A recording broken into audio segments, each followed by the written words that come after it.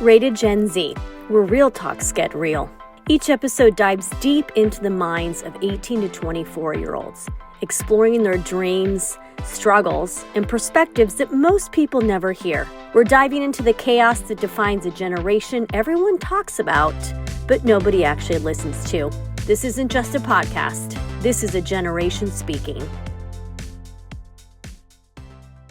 If you enjoyed this episode and you're between the ages of 18 and 24 and would like to be a featured guest, go to rock.vision. Until next week.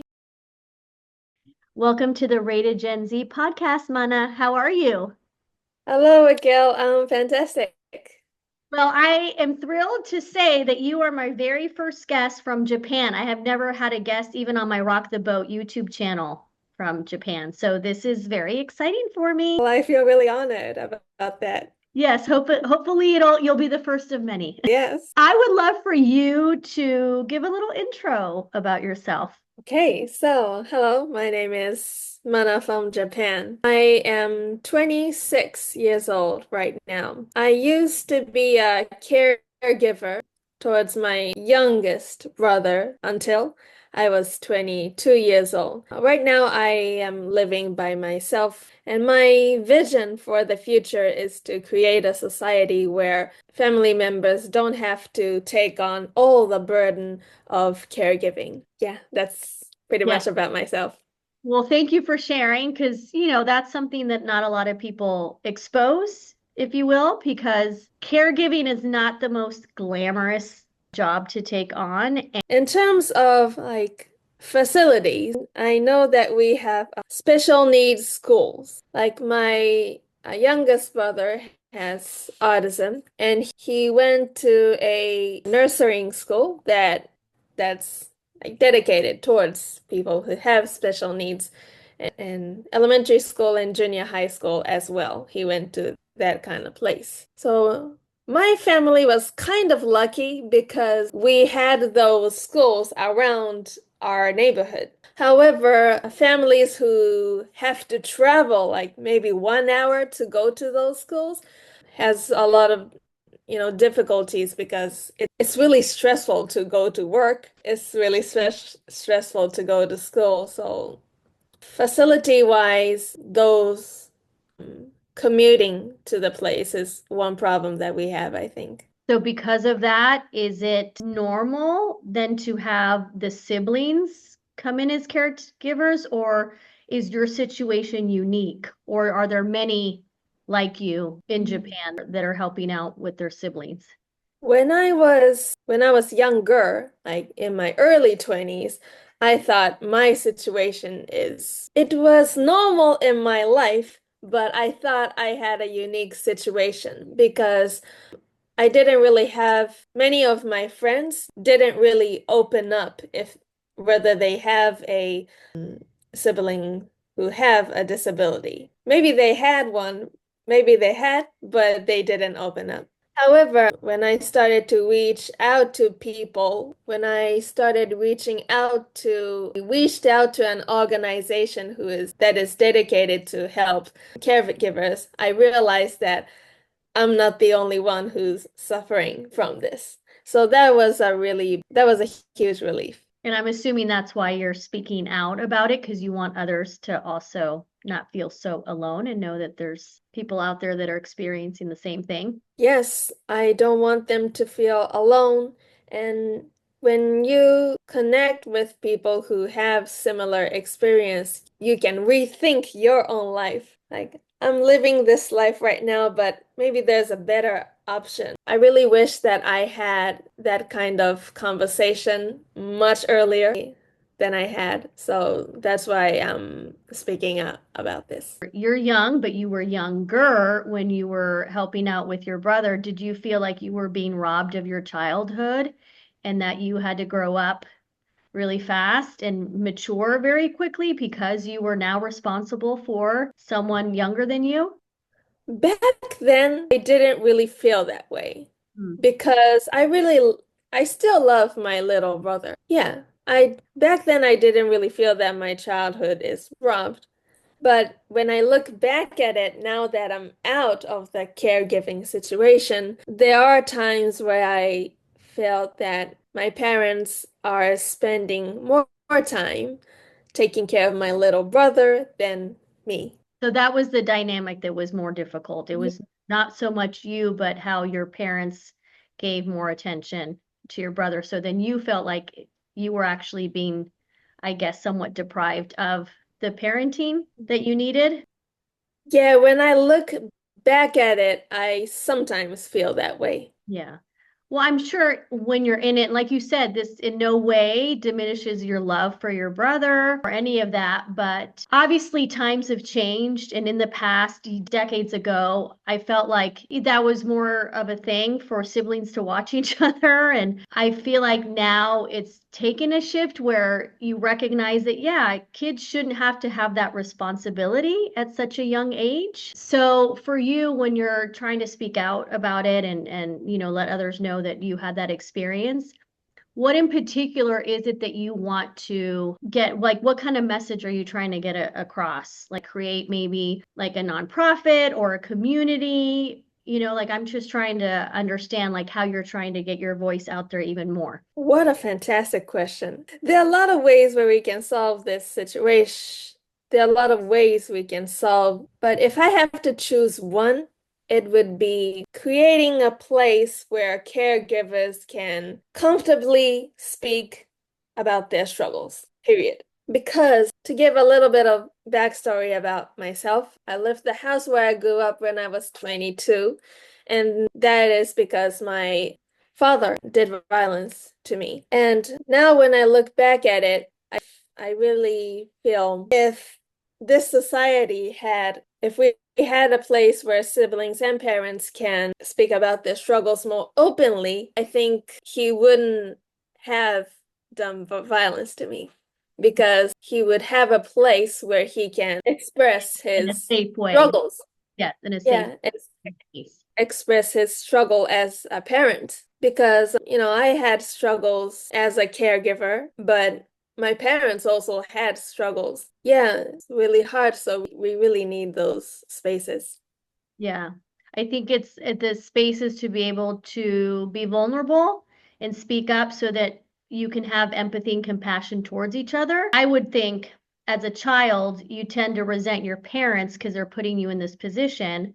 But then it's understanding why that it is a struggle for the parents. Parenting is very difficult. It's a very difficult job. So then if they're able to express that, then maybe you guys can come together, not just you, but everybody can come to an understanding and yes, be able to navigate that in a healthier way. And I feel like that is something that everybody can utilize in any situation. It doesn't even have to be a caregiving situation. Just even me having this podcast, more of us need to be able to verbalize how we feel so that we can better connect with one another. And so I love that you are trying to create that space for people in that particular situation. And no one really talks about it because it's not the most happy scenario. If you're caregiving for someone, then usually it's because someone is in a place that they need help. And that's hard. Exactly. For you now, I know that when you and I had spoken before, you're wanting to do a TEDx talk or a TED talk, and you want it to be around this particular topic. Yes. Is it something that already you're thinking about at your age at 26, and that if you have children, how maybe you would do things differently or how your relationship with maybe your kids would be different? Because I know that for me, I think about that a lot. Well, first of all, I don't really see myself having children, but Can I ask you, does it have to do aside, with how your upbringing and what happened? yes, definitely. Okay, well, I mean, that's a very honest answer, so I appreciate that. But if I had children, one thing I will really be sure is to make sure that we have healthy communication. What I mean by this is that my parents, no, my mother and father, to be honest, they didn't have really good communication skills, they were verbally fighting in front of me. And it really has a negative effect. Like now I don't think that way, but back then I thought this is the way parents communicate. Okay, I thought that was normal, but it's not. It's a really unhealthy way to communicate with each other. So I make sure that we have healthy communications, Yeah. even in the difficult moments. Yeah. Once again, I appreciate you being very forthcoming because this is a pretty heavy, serious topic, but you're saying things that are just across the board important in any family, in any relationship, the communication. And as kids, we model what we see in our parents. And I always try to stress to people that, your kids are paying attention, they're watching, and they can see it, they can sense it. So it's really important to be able to hear your perspective as someone that experienced that and how that it's affected you. And it's affecting you in a way that you don't even know if you want to have children because of it. That's a pretty serious thing. And so, having these conversations are hard. I absolutely admire you for wanting to make a difference. Well, thank you so much. I think the reason that I can speak up is that talking to you, you have really like you are creating a space where I can comfortably say, comfortably share my stories. So I really appreciate you. Well, I'm very humbled by that. So thank you. But I would also love to be able to showcase what you're doing now as in your career, because I think that's great too. So I would love for you to share a little bit of that as well. Thank you. Right now, I am currently a peer mentor in an organization where helps caregivers to open up about their struggles and have a better life for themselves. What we are doing right now is we are holding a Zoom conversation, a conversation in Zoom where high schoolers, maybe 5 to 3 high schoolers come into a Zoom and we talk about a lot of things. We talk about our hobbies, how school is going, and if somebody wants to speak up about their struggles, they can. Yeah, our aim is to create a safe space where we can talk about the good and the bad. That's great. Yeah. So what is your main job? I would love for you to share that with us too. My main job is an English consultant. I support mainly Japanese business people who want to speak English in their business life or in their private life. I just started this job 3 months ago. So I'm really new to this and I have a lot of worries about whether I can do this or not, but I really love the process of it, so I'm willing to become a better consultant every day. Nice. Well, when it comes to English for all of you, because I want to go to Japan, that's my next bucket list destination. But everybody that I know that's gone to Japan, they say that like when Americans go, the Japanese will not speak English to them. Right? Is that correct? I think it depends on where you stay, who you Okay. talk. Japan is weird. Why? Is because we have to take English classes, but the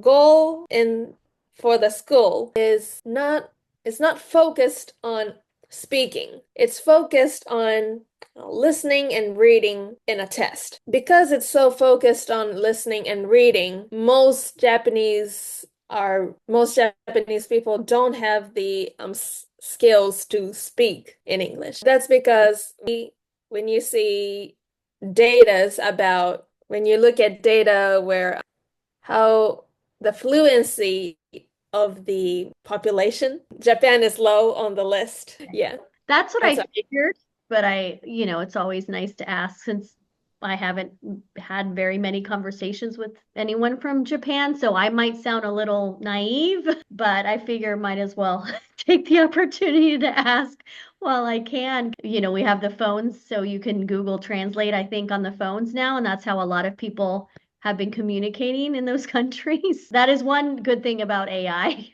I have to say. yes. If you come to Tokyo, I can say there are more foreigners than Japanese. I can believe that. So, yeah, Maybe Tokyo is the first destination. Yeah. Have you seen a huge increase in tourism as of late in Japan? I feel like the tourism in Japan has really increased in the last several years. Yes, there are more foreigners working in convenience stores. Even working there. Yeah, Okay. that's yeah, convenience stores. So that's work-wise. Tourism in Tokyo, definitely. Tokyo in the more popular city, yes, of tourism is increasing as far as I can see. Yeah. And where are you, if you don't mind me asking? I'm currently in Kanagawa. Okay. I've never heard of that city, so I don't know Oh, what it's close to. yeah. Kanagawa is next to Tokyo. Okay. So, yeah, next to Tokyo, I can go to Tokyo by train. Well, you guys have a bullet train, right? So it's very fast. Yeah, a bullet train. The trains are packed. Another thing that I keep hearing from people when they go to Japan is just how clean everything is, and everybody's just very well mannered, and it's almost like just a very perfect place. But I would think that would put a lot of pressure on people too. I mean, do you find that there's pressure? Oh, not really. I would go far as saying I don't really think Japanese people have the best manners in the world because I've seen customers like Japanese customers act really badly towards the cashiers. Okay. Yeah. And yeah, cashiers. However, I've heard foreigners actually say that Japanese are more polite. So I'll be like, okay, but not everybody, Well, you know. that's why it's like always interesting to talk to people from the country because tourism is very different, right? So when people go and visit a particular country, sometimes the people that live there might act differently towards the tourists as opposed to, their peers. So that's why I had to ask, like, is everybody so polite and well-mannered to each other there? What is another maybe misconception that you think that we have about the Japanese that you would love to share? You don't see samurais on the street. Like not Samurais or everybody. sumo wrestlers, Yeah, not yeah, no, no. You have to go to a certain place if you want to meet a sumo wrestler or a samurai. or even a geisha, right? Because I know that a lot of people want to like they look for geisha. That's also they're not just on the street either. You have to go to a certain place. Then I think it's even if you go to a certain place, it doesn't necessarily mean you're going to see one, right? I can't really speak a lot about this topic because I've never seen a geisha or a samurai in person.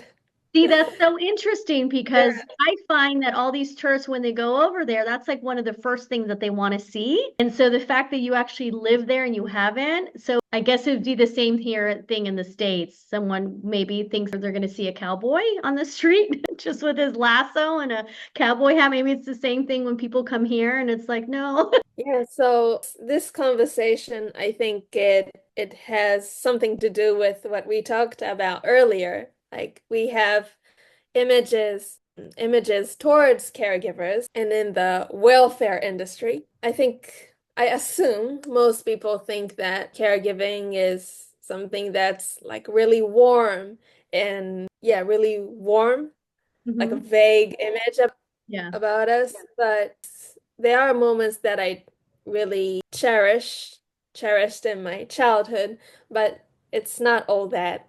When you actually talk to the people who are in the situation, it's far different than the assumption that we have. So actually speaking to the people who are in the situation is really important to have better understanding. Yeah, it's the better understanding. If caregiving is your profession, I feel like it's one thing, right? If like that's what you're going to work, you're going to maybe a nursing home or a place where you're caregiving with, maybe with kids with disabilities, that's one thing. But it's another for like your situation or some of my friends who have suddenly now are in a position that they have to take care of their parents. It is a lot, like mentally and physically, and I feel like we need more support for those type of caregivers too, because not everyone can afford a professional either. That's the thing, is you can't afford the professional, so then you have to turn to your family. Yes, that's a really important point in order to talk about this caregiving, because money is not everything, but it can solve some problems, or it can loosen somebody's burden. It can be a tool. And if you don't have the tool, you have to take on all the burden within your family, and that just creates a really negative spiral. Yeah. So money is one important issue in caregiving, I would say. Yeah, no, I agree. Again, the support is so important because at least if you have the support, you can talk to people, then I feel like that would at least alleviate something for the caregiver. So that's a good start, at least. And Yeah. I'm assuming you're specifically trying to help the younger caregivers, right? Yeah. For right now, my aim is towards younger people, because I'm in the, well, younger generation, so to speak. Yeah. But in the long term, like when I'm over 30 and I can relate more to the parent parent generation, then I'll probably include my attention towards parents as well. But it is a very noble thing that you're doing because not a lot of people will take what has, a struggle or something that, a trauma or something that really, wasn't the best situation scenario. And a lot of people tend to just brush it aside, want to forget it, don't want to talk about it, and then just kind of move on with their lives. But I love that you're taking that on, which is not easy, and now trying to do something with it and give back and to help others. And so, yeah, that's a very noble thing to do. So I'm proud of you. I mean, I don't know if anyone tells you that they're proud of you, but I'm proud of you. Thank you for trying to do good with it. Thank you so much. Yeah, I feel it's my job to amplify the voices of caregivers. Yeah. And I don't take that as a burden. I feel proud of it. You've taken on and accepted your story and the fact that you're willing to share it. It's a beautiful thing when you're able to accept it and not be the victim of it. And I know that you and I had spoken briefly about how at some point you did feel kind of a victim. There's some people that take that with them and carry it through the rest of their lives, that victim mentality, if you will. And the fact that you kind of were able to move forward from that says a lot about yourself too. And that shows a lot of resiliency and strength. And we can start closing out. So I didn't know if there was anything else that you'd like, a closing remark or anything that you wanted to share with us before we end. Well, for those who are listening, thank you for listening. Let's create a society where families are not the only ones who have to take on their own burden. And if you could be a part of it, that would be fantastic. And I'll keep on sharing my story. Yeah, I'm really bad at these stuff. It's not easy, especially with what you're talking about. And so like I commend you for being able to be so open and vulnerable. Yeah. It took 4 years for me to really get out of the victim mentality. So I just hope that we can all move forward towards a better society. That's a perfect way to end this because that's what we should all be doing. The end.